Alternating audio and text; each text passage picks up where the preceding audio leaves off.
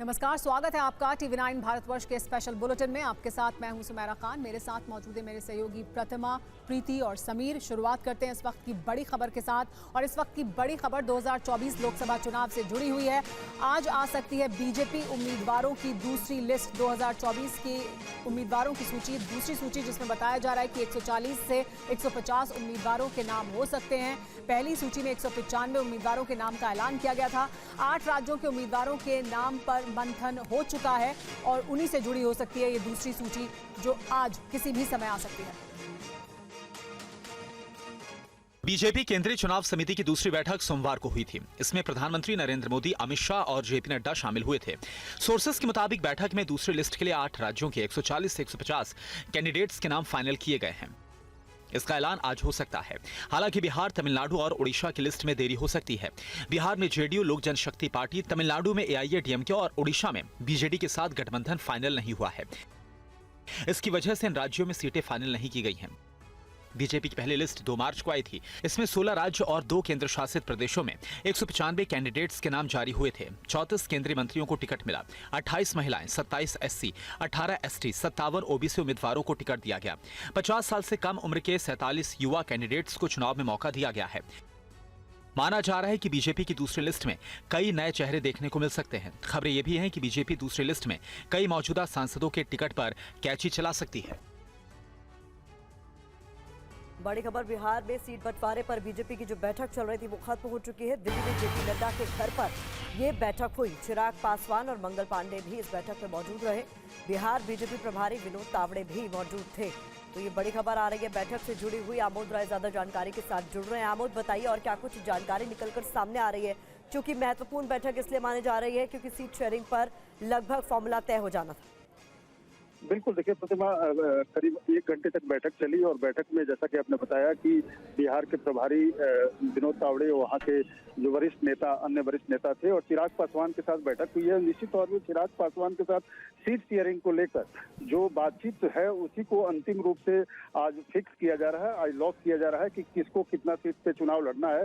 चिराग पासवान लगातार 6 सीट के लिए दबाव बनाए हुए हैं कि उनको 6 सीट चाहिए गठबंधन में और इसके लिए वो लगातार प्रयासरत हैं, जबकि बीजेपी उनको और उनके जो चाचा हैं पारस पासवान, उनको भी मिलाकर 4 सीट देने को तैयार है और इसको लेकर बीजेपी चाहती है कि गठबंधन को जल्द से जल्द सीटों का पूरा ऐलान कर दिया जाए। और बीजेपी ने ऑलरेडी बिहार को लेकर मंथन कर लिया है अपने उम्मीदवारों को लेकर। परसों जो बैठक हुई है, सोमवार को जो बैठक हुई है सीईसी की, उसमें सब नाम क्लियर हो चुके हैं। लेकिन बदले हालत में बीजेपी सूत्र ये बता रहे हैं कि संभव है कि बीजेपी 1 सीट बढ़ाकर 5 सीट कर दे। चिराग पासवान और उनके चाचा, मैंने उनके समूचे परिवार को ध्यान में रखते हुए 5 सीट दिया जा सकता है और इसी फॉर्मूले के तहत जो हमारी जानकारी है। लेकिन आमोद, क्या चाचा भतीजे के झगड़े को सुलझा लिया गया है? क्योंकि हाजीपुर सीट को लेकर दोनों तरफ से दावेदारी ठोकी जा रही थी। बिल्कुल, देखिए, चाचा और भतीजे को एक पेज पर लाने की कोशिश बीजेपी कर रही है। बीजेपी की ये चाहती है कि दोनों एक ही सिंबल पे चुनाव लड़े, अलग अलग सिंबल पे चुनाव न लड़े। हालांकि ये कवायद कितना रंग लगेगा ये देखने वाली बात होगी, लेकिन ये जरूर है कि हाजीपुर सीट को लेकर बीजेपी ने स्पष्ट कल बात कर लिया है पारस पासवान से और उनको कह दिया गया है कि वो सीट चिराग पासवान को जाएगा, क्योंकि उनके पिता का वो पारंपरिक सीट रहा है और चिराग पासवान उनके उत्तराधिकारी हैं। तो बीजेपी ने एक तरह से पारस पासवान को ये मना भी लिया है कि हाजीपुर जाएगा चिराग पासवान को और समस्तीपुर। ठीक है, ये एक बड़ी डेवलपमेंट है और इसके बारे में आमोद राय इस वक्त की ब्रेकिंग न्यूज देते हुए कि हाजीपुर से चिराग पासवान ही कैंडिडेट होंगे, इसके लिए बीजेपी ने उनके चाचा को मना लिया है। बहरहाल खबरों में आगे बढ़ते हैं। भोजपुरी गायक और अभिनेता पवन सिंह चुनाव लड़ने के लिए तैयार हो गए, लेकिन वो कहां से चुनाव लड़ेंगे इस पर अब भी सस्पेंस बरकरार है। आगे जो भी होगा अच्छा। पवन सिंह चुनाव लड़ने को तैयार हैं। उन्होंने अपने ट्वीट से ये जाहिर किया है। उन्होंने सोशल मीडिया पर एक संदेश में लिखा है कि मैं अपने समाज, जनता, जनार्दन और मां से किया हुआ वादा पूरा करने के लिए चुनाव लड़ूंगा। आप सभी का आशीर्वाद एवं सहयोग अपेक्षित है। जय माता दी। लेकिन इस ट्वीट में पवन सिंह ने कहीं नहीं लिखा कि वो आखिर कहां से चुनाव लड़ेंगे। दरअसल बीजेपी ने अपनी पहली लिस्ट में पश्चिम बंगाल की आसनसोल सीट से उन्हें उम्मीदवार घोषित किया था, लेकिन उन्होंने चुनाव लड़ने से इनकार कर दिया था। इसके बाद राजनीतिक गलियारे में तरह तरह की बातें होने लगी, जिसके बाद बीजेपी आला कमान ने उन्हें बातचीत के लिए दिल्ली बुलाया था। पार्टी अध्यक्ष जेपी नड्डा से उनकी बातचीत हुई थी। करीब 10 दिन बाद पवन सिंह ने अपने बयान से फिर सबको चौंका दिया है, लेकिन सीट पर सस्पेंस बना है। बताया जाता है कि आसनसोल सीट से पवन सिंह के नाम का जैसे ही बीजेपी ने ऐलान किया था, टीएमसी के कई नेताओं ने उन्हें घेरना शुरू कर दिया। आसनसोल से फिलहाल बिहार बाबू शत्रुघ्न सिन्हा सांसद हैं। और जानकारी है कि जिन्हें अब तक टिकट नहीं मिला वो नेता नाराज चल रहे हैं। कुछ ने पाला बदल लिया तो कुछ पार्टी छोड़ने की तैयारी कर रहे हैं। क्या कुछ हो रहा है पार्टियों के अंदर, इस पर हमारी ये रिपोर्ट देखिए।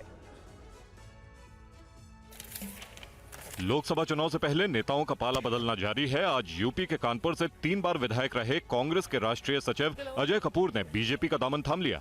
दिल्ली में उनका स्वागत किया गया। बीजेपी में आने के बाद अजय कपूर ने पीएम मोदी को युग पुरुष बताया। देश के नेता और पूरी दुनिया के युग पुरुष, भारत के यशस्वी प्रधानमंत्री आदरणीय नरेंद्र मोदी जी के परिवार में शामिल होकर अपने आप को अनुभूत पा रहा।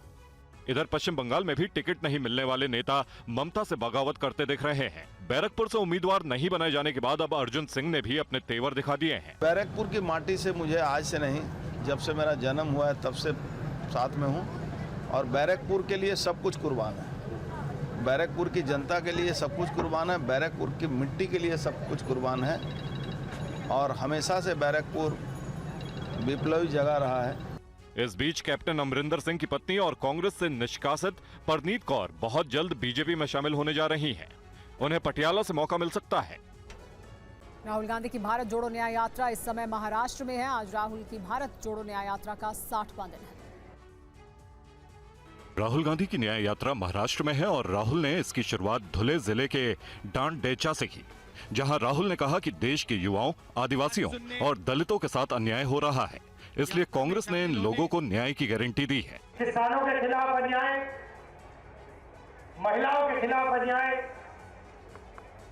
युवाओं के खिलाफ अन्याय, गरीबों के खिलाफ अन्याय, मजदूरों के खिलाफ अन्याय, हिंदुस्तान के 90% लोगों के साथ हर रोज अन्याय होता है। इस दौरान राहुल ने देश में महंगाई, बेरोजगारी और भागीदारी जैसे कई अहम मुद्दों का जिक्र भी किया।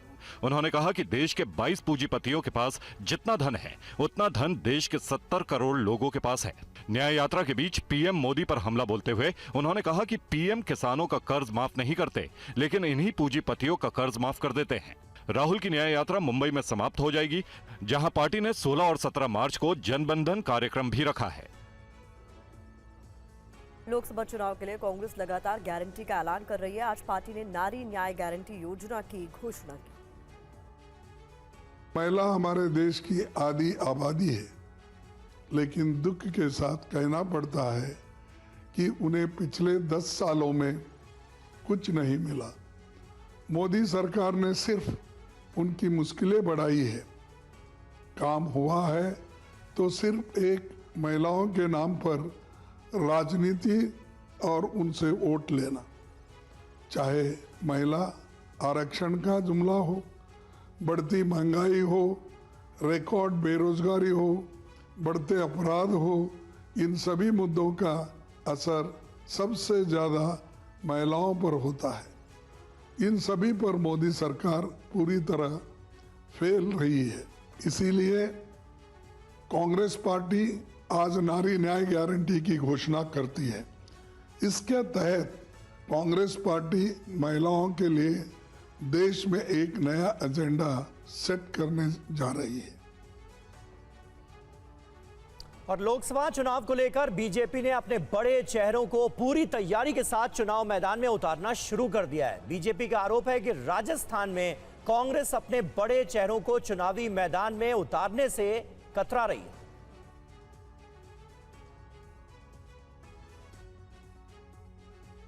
दो 2014 के बाद राजस्थान में 25 की 25 लोकसभा सीटें लगातार बीजेपी के खाते में आई हैं। इस बार भी पीएम मोदी के मिशन 370 को लेकर राजस्थान की 25 सीटों पर बीजेपी का पलड़ा भारी नजर आ रहा है। हाल ही में बीजेपी ने अपने 15 उम्मीदवारों को चुनावी मैदान में उतारा है। उधर कांग्रेस ने भी 10 सीटों पर अपने उम्मीदवारों की घोषणा की है। बीजेपी का कहना है कि कांग्रेस ने अब तक किसी भी बड़े चेहरे को चुनाव मैदान में नहीं उतारा है। बीजेपी के बड़े चेहरे तो एमएलए में उतरे थे, हार के घर बैठ गए।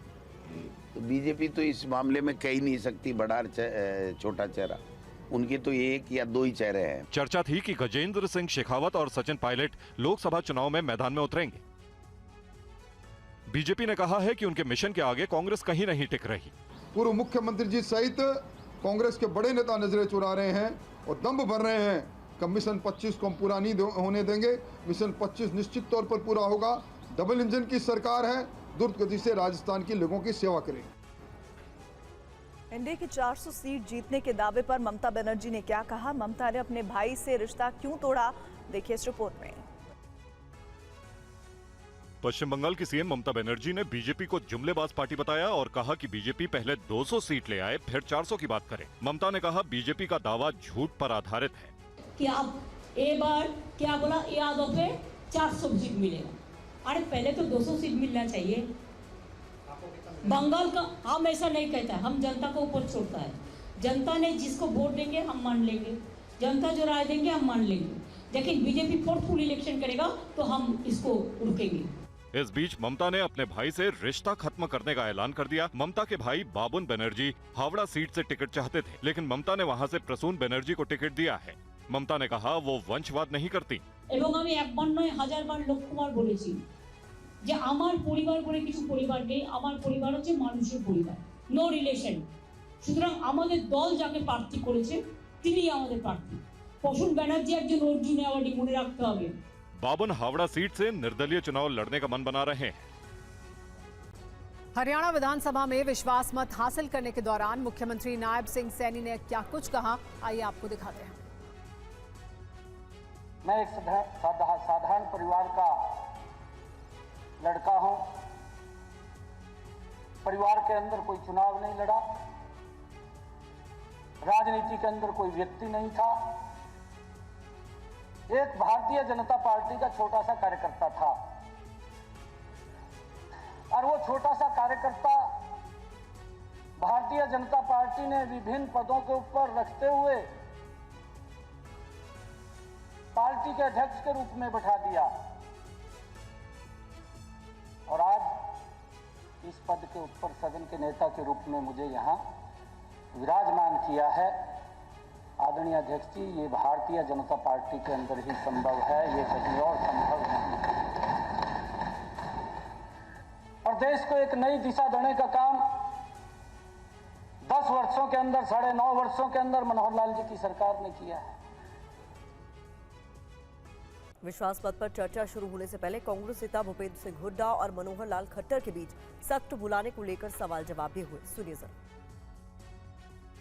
एक सरकार की ओर से निवेदन किया जाता है, स्पीकर साहब की भी जानकारी में होता है, जब ये निर्णय ले लिया जाता है कि ये सदन बुलाना आवश्यक है कि नहीं है, जो ये कह रहे हैं कि सरकार को बोलना चाहिए, इसमें एक बार निर्णय अगर ले लिया है तो सरकार का कोई बारी नहीं है कि हम आपको बताएंगे कि ये निर्णय ये जरूरी था कि नहीं था, इसकी आवश्यकता थी कि नहीं थी। ये निर्णय हमारे गवर्नर साहब ने, हमारे स्पीकर साहब ने लेके सदन बुलाया है, इसलिए इस पर मुझे लगता है चर्चा नहीं करनी। मैंने कहा मैं इस कंट्रोवर्सी में नहीं पड़ता, चाहिए तो था प्रॉपर टाइम देना, कोई इमरजेंसी नहीं थी। हम भी राजनीतिक जीवन में रहे हैं, इमरजेंसी भी देखी है, इमरजेंसी सेशन भी हुए हैं, लेकिन it was not that emergent कि भी रात को 12:30 बजे या 11 बजे या 10:30 बजे आप समन जारी करो और सवेरे सेशन 11 बजे। सर एनी हाउ मैं उस कंट्रोवर्सी में पड़ता, मेरा आपसे ये रिक्वेस्ट है जो इन्हें किया, काफी मेंबर रास्ते में हैं, आने वाले हैं, give time, half an hour के बाद फिर बैठ जाएंगे हम, नो प्रॉब्लम। और हरियाणा में नए सीएम नायब सिंह सैनी की सरकार फ्लोर टेस्ट में पास हो गई है। बहुमत परीक्षण का प्रस्ताव ध्वनि मत से पारित किया गया। हरियाणा के नए मुख्यमंत्री नायब सिंह सैनी ने विधानसभा में बहुमत हासिल कर लिया है। नायब सरकार के बहुमत परीक्षण का प्रस्ताव ध्वनि मत से पारित किया गया। इससे पहले मंगलवार को नायब सिंह सैनी ने राज्यपाल को 48 विधायकों के समर्थन का पत्र सौंपा था। राज्य में 90 सदस्यीय विधानसभा में बीजेपी के 41 सदस्य हैं।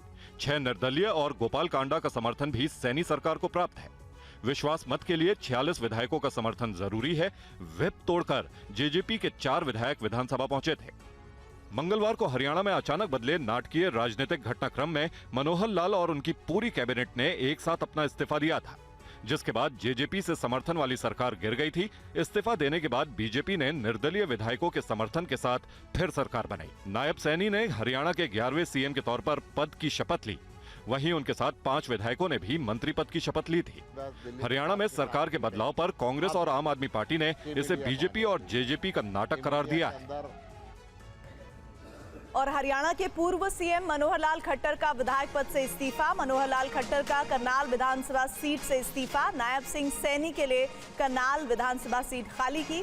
जो जिम्मेदारी मिलेगी उसे पूरा करूंगा, ये भी उन्होंने कहा है। हरियाणा के पूर्व मुख्यमंत्री मनोहर लाल ने आज सदन के अंदर विधायक के तौर पर विधानसभा से इस्तीफा देने की घोषणा की और नायब सैनी के लिए करनाल विधानसभा सीट खाली करने का ऐलान किया। इस दौरान मनोहर लाल खट्टर ने कहा कि उनके लिए जो भी नई जिम्मेदारी तय की जाएगी उसे वो पूरा करेंगे।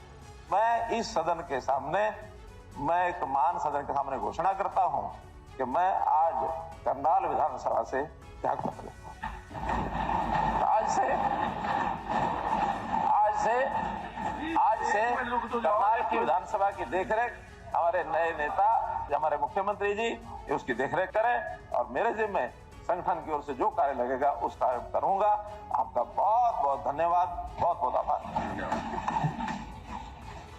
माना जा रहा है कि मनोहर लाल खट्टर को पार्टी की तरफ से नई जिम्मेदारी मिल सकती है। खट्टर लोकसभा का भी चुनाव लड़ सकते हैं। 11 मार्च को गुरुग्राम में एक कार्यक्रम के दौरान पीएम मोदी ने मनोहर लाल खट्टर की जमकर तारीफ की थी। संगठन में काम करने के दौरान खट्टर की मेहनत को पीएम ने सराहा था। सीएए लागू होने से पहले देश में सियासी संग्राम मचा है। दिल्ली के सीएम अरविंद केजरीवाल ने आरोप लगाया कि पाकिस्तान के लोगों को रोजगार दिया जाएगा और देश के युवा बेरोजगार रहेंगे। हमारे लोगों के पास तो घर नहीं है, भारत के तो ढेरों लोग बेघर हैं, लेकिन बीजेपी वाले पाकिस्तान से लोगों को लाके उन्हें भारत में बसाना चाहते हैं, उनको घर देना चाहते हैं।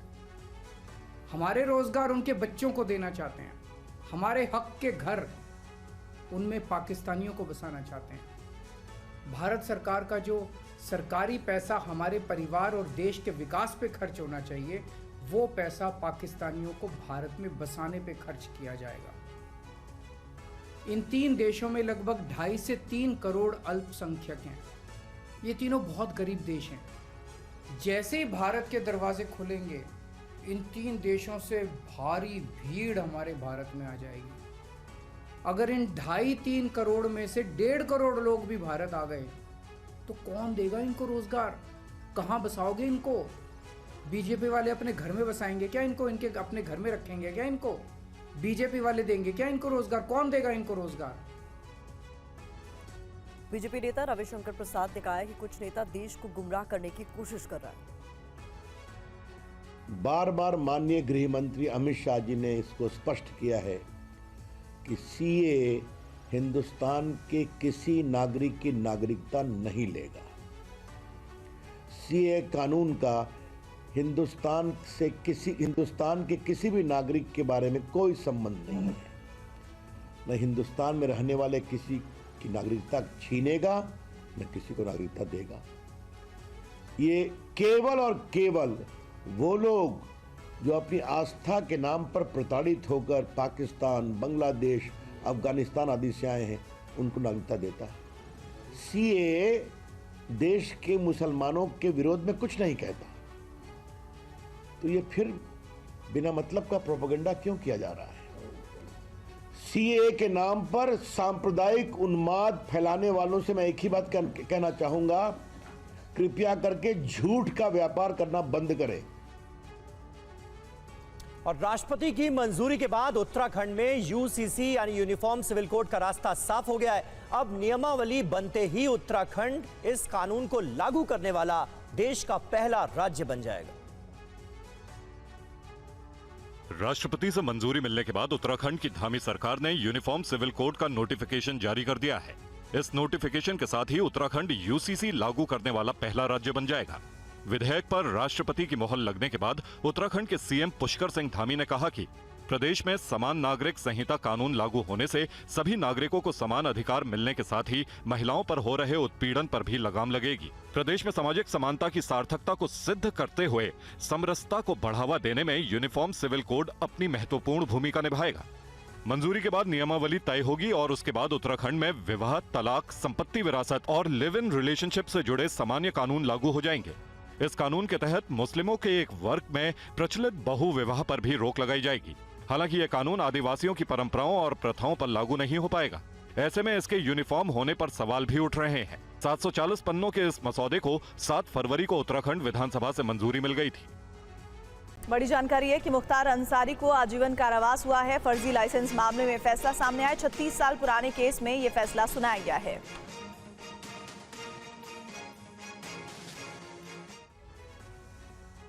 बांदा जेल से वीडियो कॉन्फ्रेंसिंग के जरिए माफिया मुख्तार अंसारी की पेशी हुई, जिसके बाद फैसला सुनाया गया। वाराणसी के एमपी एमएलए कोर्ट ने मुख्तार अंसारी को 36 साल पुराने बंदूक के फर्जी लाइसेंस मामले में आजीवन कारावास की सजा सुनाई है। जून 1987 में गाजीपुर में दोनाली बंदूक का लाइसेंस लेने में जिला अधिकारी और पुलिस अधीक्षक के फर्जी हस्ताक्षर का लाइसेंस जारी हुआ था। ये मामला सामने आने के बाद पुलिस ने केस दर्ज किया था।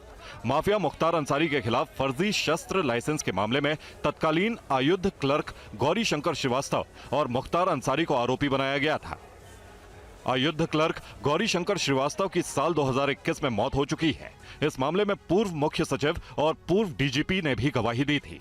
मामले में कुल 10 लोगों की गवाही हुई। अगर देखें तो मुख्तार अंसारी के खिलाफ यह 8वीं सजा मिली है। इससे पहले 7 मामलों में मुख्तार अंसारी को सजा मिल चुकी है। अवधेश राय हत्याकांड में भी मुख्तार को उम्र कैद की सजा मिल चुकी है। बरेली दंगा मामले का आरोपी मौलाना तौकीर रजा गिरफ्तारी के डर से भागता और फिर रहा है। अदालत से वारंट जारी होने के बाद बरेली पुलिस दिल्ली पहुंची है, लेकिन वो खाली हाथ रही। 2010 बरेली दंगे के मामले में पुलिस को मौलाना तौकीर रजा की तलाश है। गैर जमानती वारंट जारी होने के बाद बरेली पुलिस की एक टीम दिल्ली पहुंची, लेकिन बताया जा रहा है कि मौलाना तौकीर रजा दिल्ली में अपने गनर को छोड़कर फरार हो गया। मौलाना की सुरक्षा में तैनात 2 गनर को भी नहीं पता वो कहां हैं। दिल्ली पहुंची टीम को मौलाना तौकीर की लोकेशन शाम के वक्त ओखला में अक्षय विहार के पास मिली थी। वहां पहुंचने से पहले ही लोकेशन बदल गई। मौलाना ने मोबाइल स्विच ऑफ कर दिया। कोर्ट ने आज तक नोटिस तामील करवाकर मौलाना को गिरफ्तार कर पेश करने के आदेश दिए थे।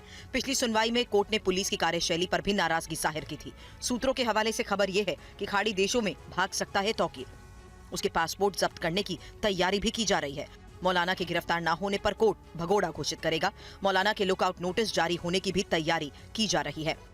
कोर्ट ने बरेली दंगा मामले में मौलाना तौकीर रजा को मास्टरमाइंड माना है। गौरतलब है कि मौलाना तौकीर रजा अपने विवादित बयानों को लेकर सुर्खियों में आए थे और हाल ही में हल्द्वानी हिंसा और यूसीसी को लेकर बरेली में गिरफ्तारी देने का ऐलान किया था। मौलाना तौकीर रजा की पेशी नहीं होने पर कोर्ट ने आज उनके खिलाफ दूसरा गैर जमानती वारंट जारी कर दिया। कोर्ट ने सुनवाई की अगली तारीख 19 मार्च तय की। किस तरह की कार्रवाई की आदेश दिए कोर्ट ने? ये मामला त्वरित न्यायालय या टीसी प्रथम श्री रविकुमार दिवाकर जी के यहाँ लंबित है। इसमें अभियुक्त तौकीर रजा को गिरफ्तार करके प्रस्तुत करने का आदेश दिया गया था और इस प्रकरण में माननीय न्यायालय ने तौकीर को इस प्रकरण का मुख्य अभियुक्त मानते हुए बतौर अभियुक्त अपनी शक्तियों का प्रयोग करते हुए साक्ष्य परिशीलन के उपरांत तलब किया है। अच्छा भाई, ये कोर्ट ने भी टिप्पणी की है शासन प्रशासन और एसएसपी को लेकर, उसमें क्या जिक्र किया है? माननीय न्यायालय ने किस पर क्या टिप्पणी की है इसके संबंध में मुझे कोई जानकारी इस समय नहीं है, लेकिन पुलिस प्रशासन द्वारा व प्रशासनिक अधिकारियों द्वारा इस प्रकरण पर पूरी नज़र रखी जा रही है और माननीय न्यायालय के आदेश का अनुपालन कराने का पूरा प्रयास किया जा रहा है। और इस संबंध में माननीय न्यायालय में जो आख्या प्रस्तुत की गई आज वह तथ्यों पर आधारित है। इसी कारण माननीय न्यायालय द्वारा पुनः उसके विरुद्ध एनबीडब्ल्यू जारी किया गया है। बड़ी खबर सामने आ रही है बिहार में सीट बंटवारे पर। यह खबर सामने आ रही है जेपी नड्डा से मीटिंग के बाद चिराग पासवान का बयान सामने आया। सीट शेयरिंग को अंतिम रूप दे दिया गया।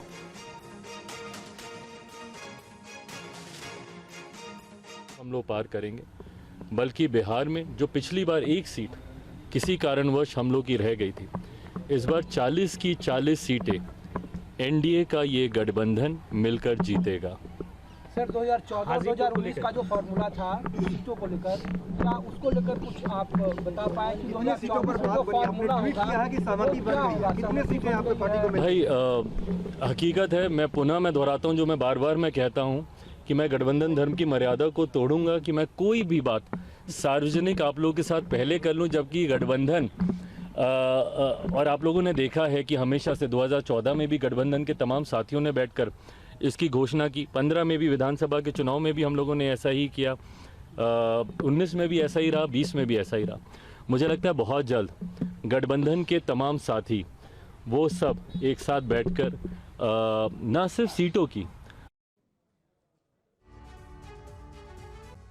और भारत को सेमीकंडक्टर हब बनाने के लिए पीएम मोदी ने आज 3 प्लांट्स की नींव रखी। उन्होंने कहा कि सेमीकंडक्टर इकोसिस्टम मजबूत होने से युवाओं के लिए रोजगार के अवसर बढ़ेंगे।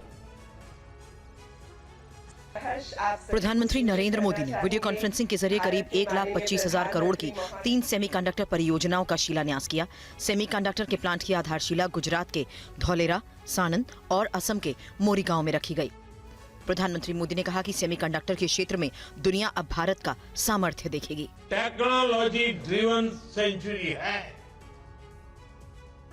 और इलेक्ट्रॉनिक चिप के बिना उसकी कल्पना भी नहीं की जा सकती। Made in India chip, design in India chip Bharat को आत्मनिर्भरता की तरफ से ले जाने में, आधुनिकता की तरफ ले जाने में ये बहुत बड़ा सामर्थ्य पैदा करेगी। इन तीनों सेमीकंडक्टर प्लांट से इलेक्ट्रॉनिक, दूरसंचार आदि जैसे संबंधित क्षेत्रों में करीब 80,000 रोजगार के अवसर बढ़ेंगे। केंद्रीय कैबिनेट की बैठक में आज 2 नए मेट्रो कॉरिडोर को मंजूरी दी गई है। लाजपत नगर से साकेत, जी ब्लॉक तक और इंद्रलोक से इंद्रप्रस्थ तक मेट्रो कॉरिडोर को मंजूरी मिली है। लाजपत नगर से साकेत जी ब्लॉक के बीच में जो स्टेशन बनेंगे, लाजपत नगर, एंड्रयूजगंज, ग्रेटर कैलाश 1, चिराग दिल्ली, पुष्प भवन, साकेत डिस्ट्रिक्ट सेंटर और पुष्प विहार एंड साकेत जी ब्लॉक, ये 8 इसके स्टेशन होंगे। इंद्रलोक से इंद्रप्रस्थ तक Indralok, Daya Basti, Sarai Rohilla, Ajmal Khan park, Nabi Karim, new Delhi, LNJP hospital, Delhi gate, Delhi Sachivalaya और इंद्रप्रस्थ, ये 10 इसके स्टेशन होंगे। 8,400 करोड़ रुपया कुल खर्च होगा, उसमें से 1,547 करोड़ रुपया भारत सरकार व्यय करेगी, 4,309 करोड़ रुपया जायका से ऋण लिया जाएगा और यूटी सरकार के माध्यम से 1,987 करोड़ रुपया खर्च होगा। 333 करोड़ रुपया DMRC अपने इंटरनल एक्रूअल से खर्च करेगी और PPP मोड पर 195 करोड़ रुपया रेज किया जाएगा। और अब खबर चुनावी बॉन्ड पर SBI के हलफनामे की। 2019 से 2024 के बीच कुल 22,217 चुनावी बॉन्ड खरीदे गए। SBI ने आज हलफनामा दाखिल कर सुप्रीम कोर्ट को इसकी जानकारी दी।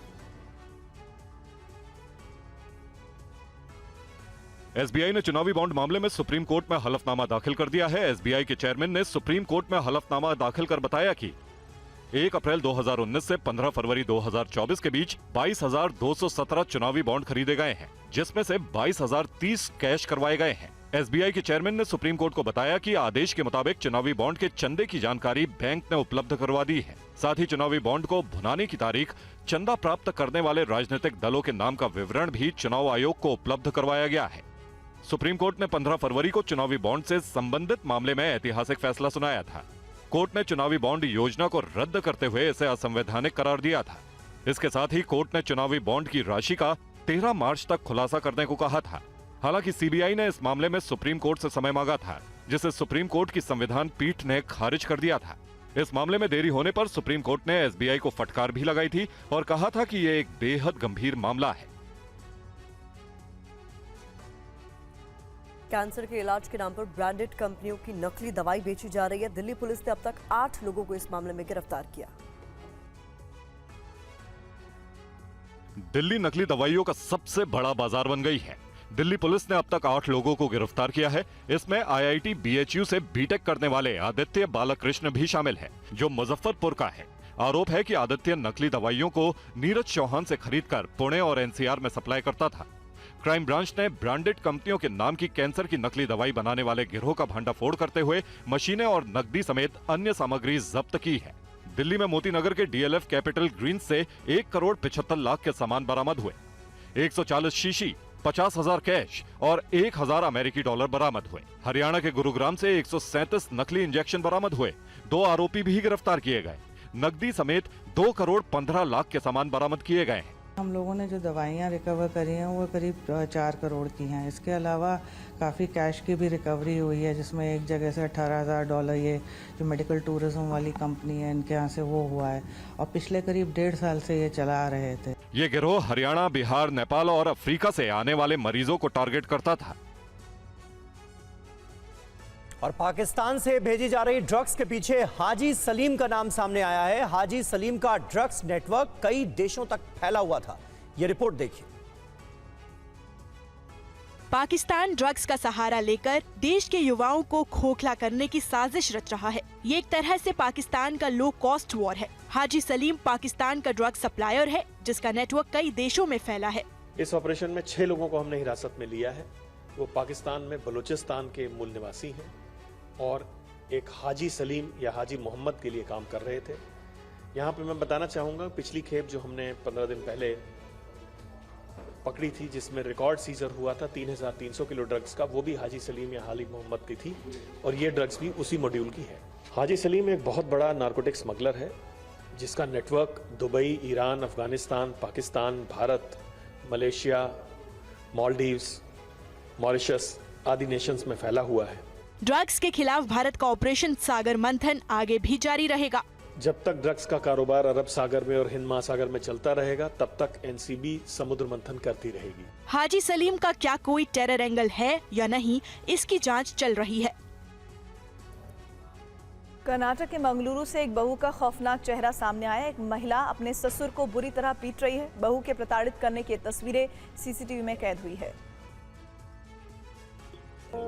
ये चौंकाने वाली तस्वीरें कर्नाटक की हैं। तस्वीरें आपके सामने कैसे महिला अपने ससुर की वॉकिंग स्टिक से ताबड़तोड़ पिटाई कर रही है। बुजुर्ग ससुर जब पिटाई से बचने के लिए वॉकिंग स्टिक को छीनने की कोशिश करते हैं तो महिला का गुस्सा और बढ़ गया। इसके बाद महिला वॉकिंग स्टिक के साथ बुजुर्ग ससुर को जोरदार धक्का देकर जमीन पर गिरा देती है। ससुर वॉकिंग स्टिक लेकर पास रखे सोफे के पास गिर गए। 87 वर्षीय ससुर को छड़ी से पीटने के आरोप में महिला की गिरफ्तारी हो गई है। उसकी पहचान कुलशेखर की उमाशंकरी के रूप में हुई है। पुलिस के मुताबिक उमाशंकरी नाम की महिला एक अधिकारी है। अपने ससुर पद्मनाभ स्वर्णा को छड़ी से पीट रही थी, जो CCTV कैमरे में रिकॉर्ड हो गया। खाड़ी देश में काम कर रहे उमाशंकरी के पति प्रीतम ने CCTV फुटेज देखकर अपनी बहन को फोन किया। पुलिस में शिकायत दर्ज कराने को कहा। साथ ही पुलिस को CCTV फुटेज भी उपलब्ध कराई। उमाशंकरी के पति की सलाह पर पीड़ित पद्मनाभ की बेटी ने शिकायत दर्ज कराई। पद्मनाभ स्वर्णा को इलाज के लिए अस्पताल में भर्ती कराया गया।